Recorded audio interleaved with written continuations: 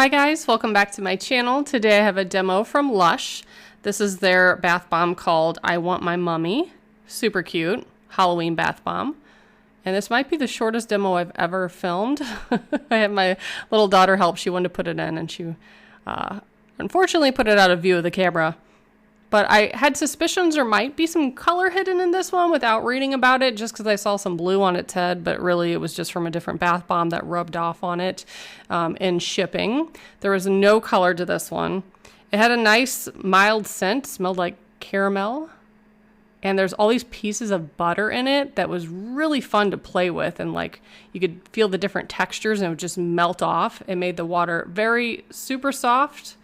And yeah, if you have skin issues, sensitive skin, sensitive to fragrances and dyes, this would be a good bath bomb for you. And it's on the cheaper end. It's $5.95.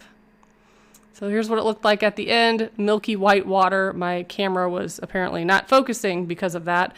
But that is my quick demo from Lush. If you want to see more from Lush, please subscribe and stay tuned. Thanks so much for watching. Bye, guys.